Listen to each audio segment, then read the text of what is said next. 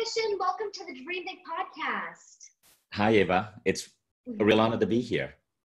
Well, thank you so much for coming. So, Vishen, before we dive into all the cool projects that you're currently working on, I wanted to ask you about your first job, which was working at Microsoft.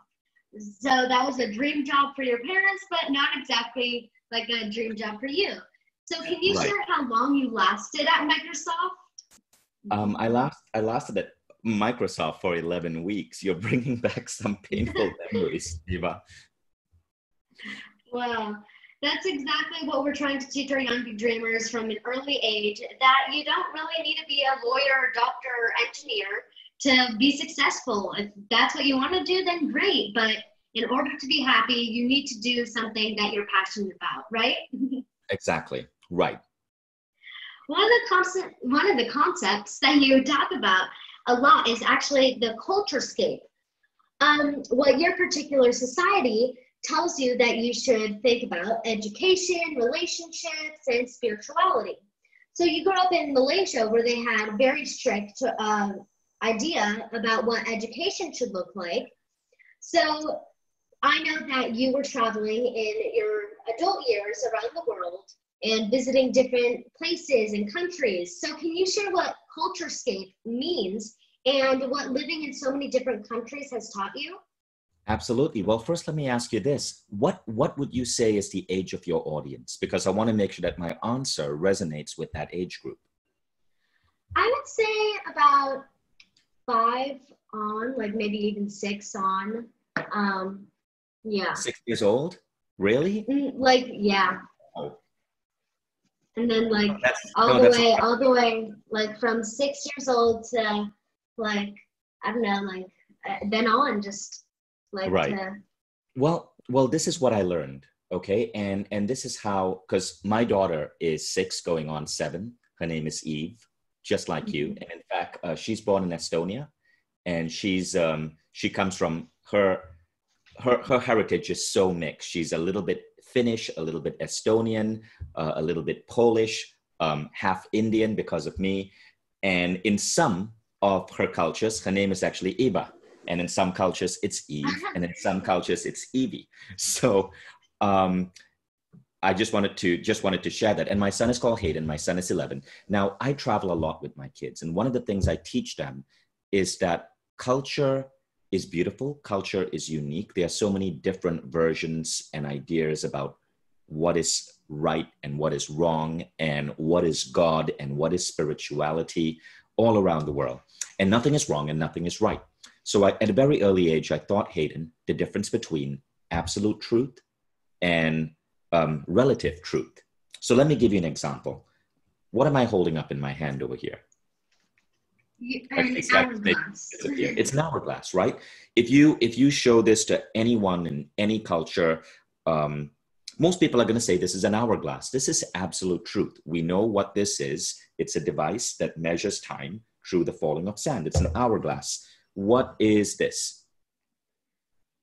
It's kind of hard to see, but that's a mouse. Yeah. Right. Okay. Now let me ask you a question. What is happiness? Happiness is a feeling of joy that you get when you're doing something that you love. But notice, you have to think about it, right? And you said a feeling of joy that you get when you're doing something that you love, but there might be another person, another young girl somewhere in the world who may answer differently. She may say, happiness is walking through the park with mom and dad. Happiness is learning XYZ. And so the thing is, when you ask someone a concept such as what is happiness, or what is God, or what is good, or what is bad, or what is kindness, that's a different type of truth. That's relative truth. And relative truth means it may be true for you, but it may not be true for other people. Now, when you understand that there are 2 types of truth, there is absolute truth, which we all agree in. We all agree that we need water to survive. We all agree that we need air to breathe. And then there's relative truth. And relative truth is opinion.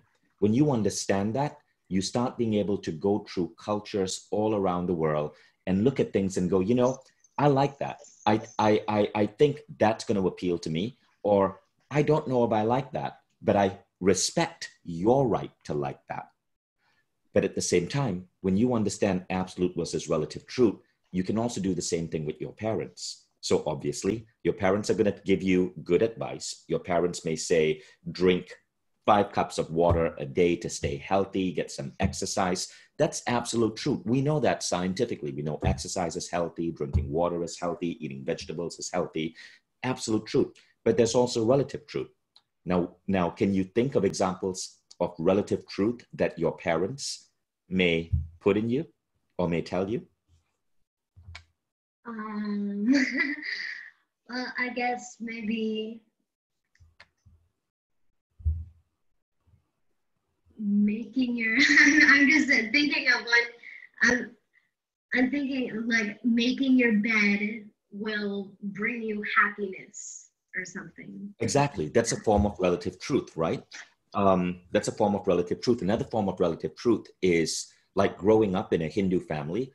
I was told that eating beef was wrong. And in some other religions and some other cultures, certain things are taboo, certain things you have to do. If your parents tell you that something is wrong or is God doesn't like it, that's relative truth. Know that that is what they believe. And of course, it's good to listen to your parents, but know that in other cultures around the world, people don't believe that. I mean, you're an American, I presume? Yeah, but like my family is Jewish and Russian. Awesome, Mhm. awesome. So I mean, well, growing up in America, you probably enjoy burgers. I couldn't eat burgers until one day I went to my mom because the first McDonald's had opened in Malaysia. Now, McDonald's is bad food. That is absolute truth. It's scientifically proven.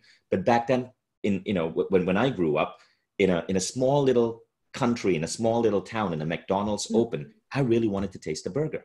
So I went up to my mom. I think I was 9 years old, and I said, "Mom, why can't I eat a burger?" And she said, "Well, because burgers contain beef, and we are Hindus, and Hindus are not allowed to eat beef." And I said, "But Mom, I really, really, really want to try this burger." And my mom was really wise. She was a school teacher, so she knew how to teach. So she said, "Well, go and research and figure out why you're not allowed to eat beef, and then you come back and explain to me." So I went. We didn't have the internet back then. So I had the Young Children's Britannica Encyclopedia.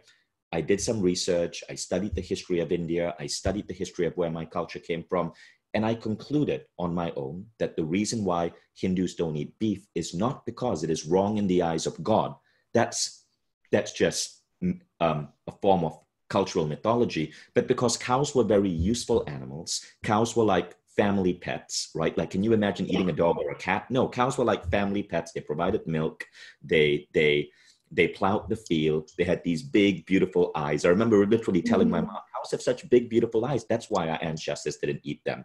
And I then explained to my mom that given we live in this year, in this century, well outside of rural India, and last I checked, we have a dog and not a cow as a pet, I think it should be okay for me to eat a beef burger.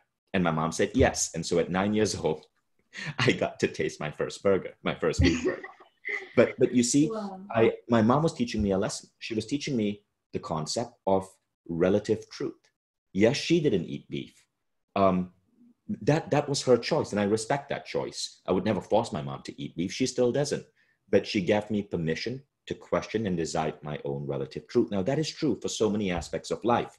You do not have to vote for the same political party as your parents. You do not have to marry in the same way as your parents. You do not have to become a lawyer because your father was a lawyer.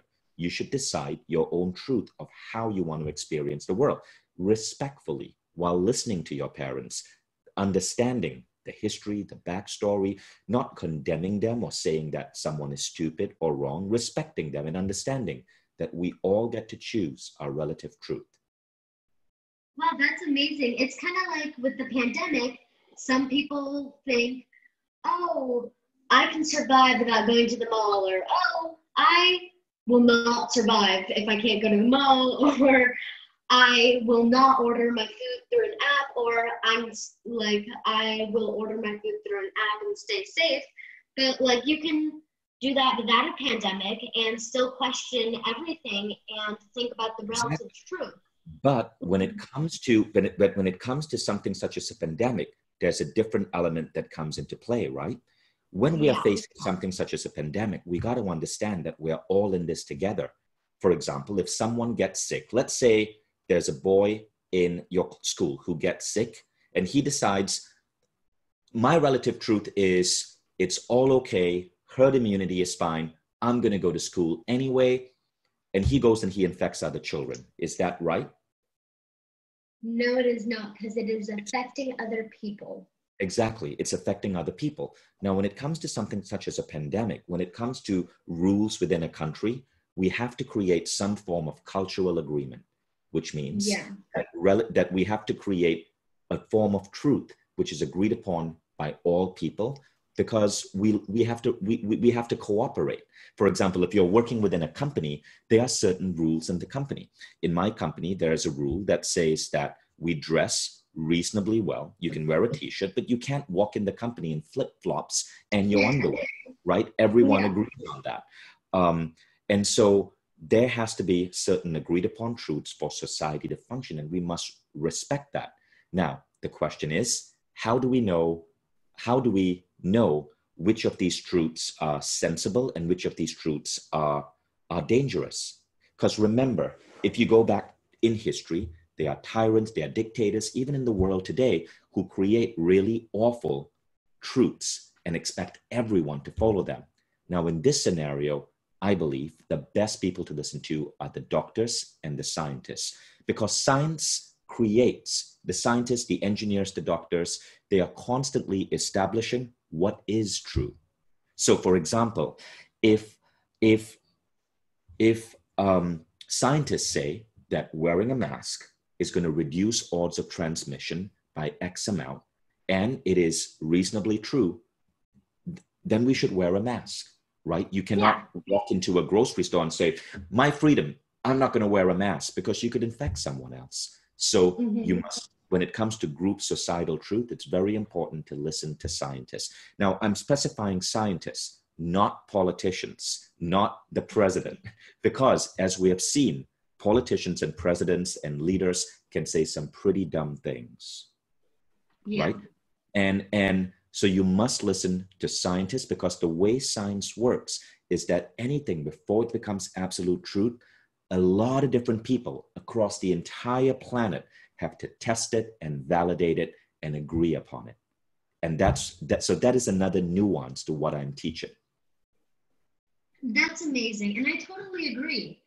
So from everything, moving on to actually from everything that I've learned about you and preparing for this interview, I can see that you've become very focused on the life you want to lead. And I've heard you say that if you could choose one phrase that you could live your life by, it would be amor fati.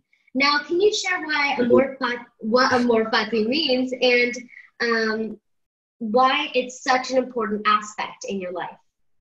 Well, amor fati is a phrase that comes from a philosopher by the name of Nietzsche. Now, Nietzsche is known as being a very dark and gloomy philosopher, but it's not completely true. Nietzsche coined a word called amor fati, which means love of one's faith, right? And what Nietzsche suggests is that as we go through life, we can adopt a mindset where we accept everything that comes to us as neither good nor bad, but simply whatever is relevant, whatever is necessary for our own unfolding as a soul. And it's just a beautiful mindset, because we can never live a life when nothing bad happens. I mean, look at the world right now with quarantines and a pandemic, but we can choose how we want to embrace it. For example, I've been holed up in my apartment here. My kids have been out of school for almost 3 months now. They're really missing school. But at the same time, we're looking on the bright side of what has happened. Our family rituals have changed. I'm seeing my children more. I honestly, at first, I thought not being able to go to our beautiful Mindvalley office, see my incredible team would really suck.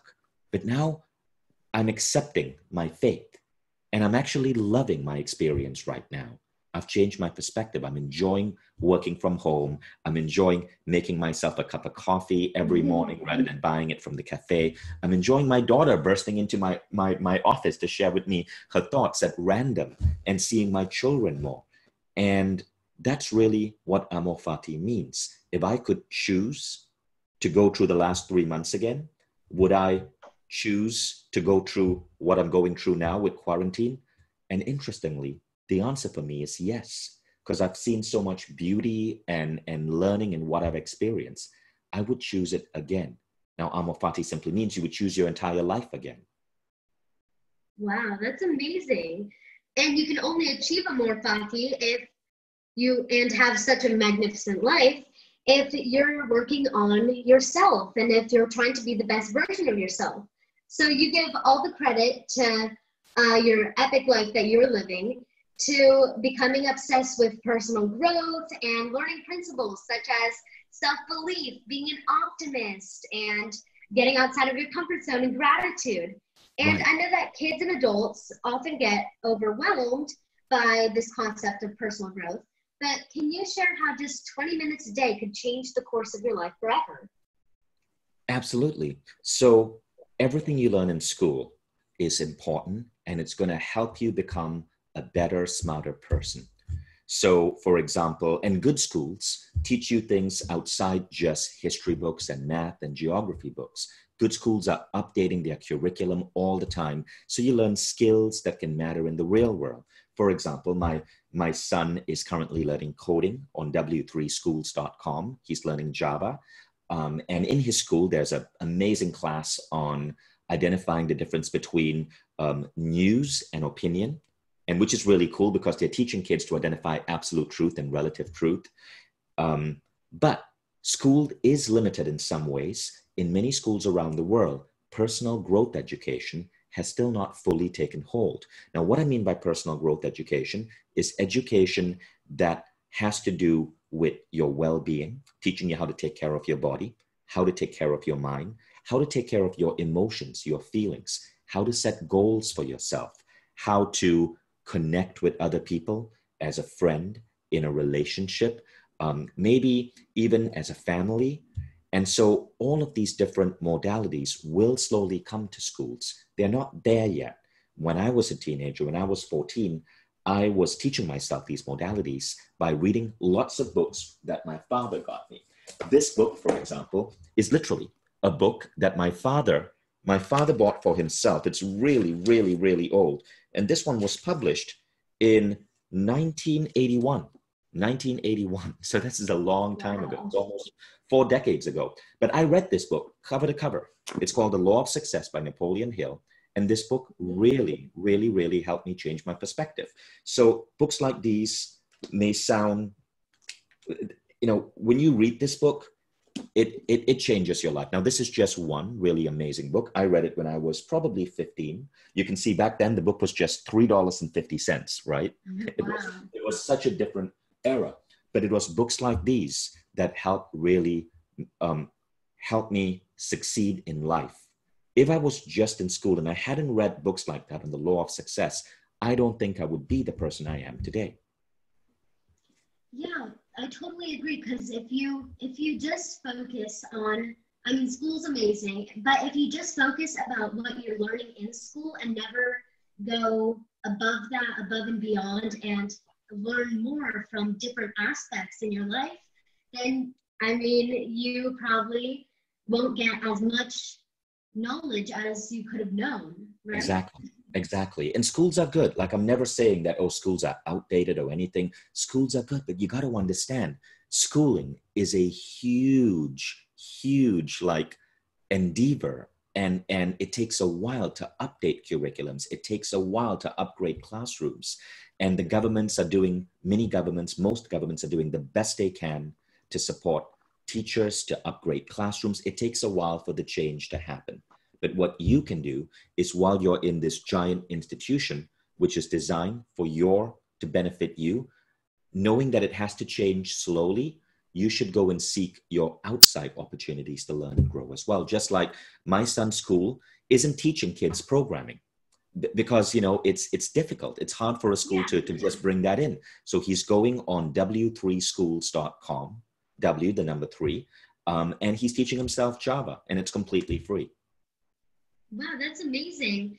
I'd love for you to share a little bit about your company, Mindvalley, because what I really love about your story is that at first, personal growth was a journey for you. But once you saw the impact it has made in your life, then you made it your mission to share and teach others the same things you have learned. So can you please share a little bit about Mindvalley? Absolutely. So Mindvalley started out because when I was young, when I was about 26 years old, I discovered meditation, and it really transformed my life. Actually, no, I take that back. Sorry. I discovered meditation when I was 14. I started meditating at 14. At 26, I decided to bring personal growth into my career. I took a class called the Silva Ultramind System when I was 26 years old. And back then, the world was going through a really difficult time. September 11 had happened. The dot-com bubble had burst. And I was going through a really long period of being unemployed, right? I had a fancy degree from a beautiful university, the University of Michigan. I had a degree in computer engineering, but I couldn't find a job, and I was broke. And so I started going into personal growth, and it helped me transform my career. And eventually it helped me become an entrepreneur and start Mindvalley. And so I wanted to take these ideas that transform my life and get it out to more people. And I remember Nelson Mandela once said, if you want to change the world, change education. So I decided to go into education and bring personal growth into education. And so that's what we're doing right now.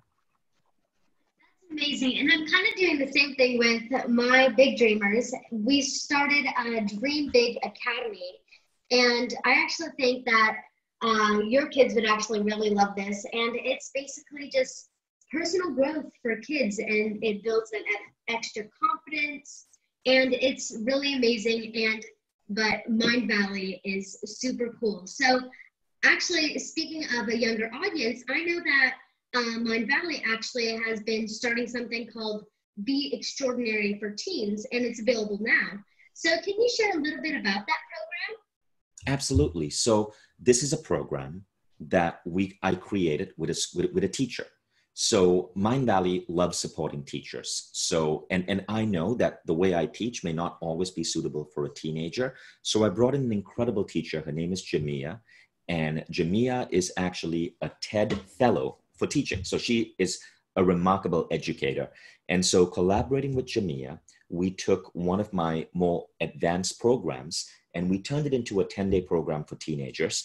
And initially it was going to be selling for like $49 to $99. But when COVID-19 hit, we decided to make it free, and it's still free. And we wanted to do this as a service for the so many kids who are out of school right now. There's so many parents who might be looking for additional content to share with their kids. Now you can get it free at mindvalley.com/teens/extraordinary. Okay. And it's completely free. And when you sign up, you can watch it on Apple TV. You can watch it on your desktop, on your Android or smartphone. It's a 10-day program that will teach kids lessons and tools that they need to start thinking about life in a different way. Think of it as the wisdom that I got from books like these, The Law of Success, distilling it down into about 3 or 4 hours spread out over 10 days for teenagers. That's amazing, and we'll be sure to include the links in our show notes. So I kind of wanted to ask you about your Mindvalley offices, because I know they're amazing, and the ones in Malaysia are really cool. So I've seen photos, and they're really creative and beautiful. So I know that this amazing space isn't just a coincidence. So can you describe the office space and share why you created it? And what are some other unique approaches that you've done to run your team? Well, the office is called the Temple of Light. It's inspired by the Sagrada Familia in Barcelona, which is the most beautiful church in the world. And we call it the Temple of Light because we believe that the office should inspire people. And so you see the colored rays behind you. So our office has a particular type of glass. And this glass, I can't remember the scientific name for this glass, but as the sun rises and sets, okay, it paints The glass transforms the sunlight like an airbrush, and it paints colors all over the office. So it's just a really beautiful place to be in.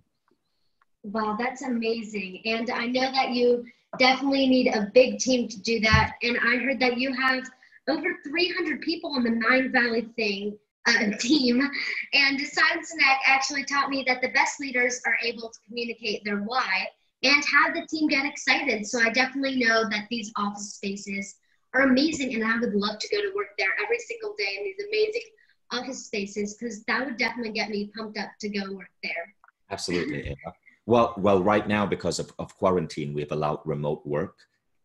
We have a beautiful office, but right now, pretty much everyone works from home. That will probably change. We're just adapting the current situations. For sure. And for our very last question, I normally ask all my guests what their big dream for the future is. But in your case, your big dream is basically plastered everywhere, all over social media. So you want to transform the lives of 1 billion people by 2038. So I know that I can tell that that's not just some made up number. So how are you going to go all in to make that dream happen? And can you share a little bit more about this dream? And is there any reason why you made your dream so public? Absolutely. I believe that when you take a dream that's for benefiting a lot of people and you make it public, you magnify the power of that dream. What Mindvalley is building. Have you ever seen the movie Iron Man? Yeah, I think I have. It was probably like a couple years ago, but I think I have. But you're familiar with the character of Tony Stark and how Tony Stark has these glasses, and when he puts on these glasses, like the glasses have an AI called Jarvis that help him navigate his world, right? Mm-hmm. And Jarvis is an AI. It can talk to him. It can show us augmented reality in his glasses, and it helps him take care of his life, and it helps him hit his goals, and it helps him transform his day, and it gives him his health biometrics. Mindvalley is building Jarvis for every human being. So a long time ago, well, since Gutenberg, we've been educating people with the power of books. Books are wonderful, but we're getting to a new era where learning is going to be completely different. Mindvalley is building a platform for education that basically allows human beings all around the world to collaborate on their learning. When you read a book in the future, your parents, your friends will benefit from the wisdom you're getting from that book at the right time. At the same time, whatever you're learning will be organized for you through your own personal AI. So you know exactly how to apply it in your life at the right time. You might be going through a situation today, and the AI will be able to bring back a learning that you had maybe 4 years ago to help remind you of how to deal with the complexity of that situation. We're building Jarvis for every human being to turn everyone into a superhero. But we're doing it in a way where not only do we empower every human being, but we orient every human being towards a common human vision. And that common human vision is to be net positive to nature.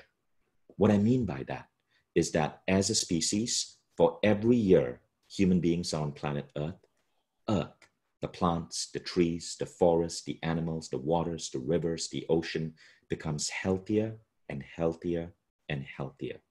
Can we evolve to become a species that isn't extracting from the planet, but giving to the planet? And I believe we can.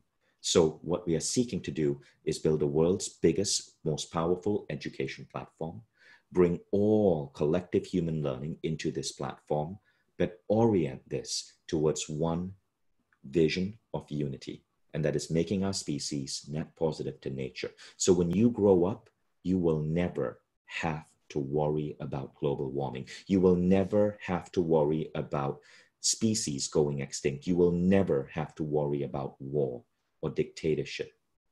That's what we're seeing.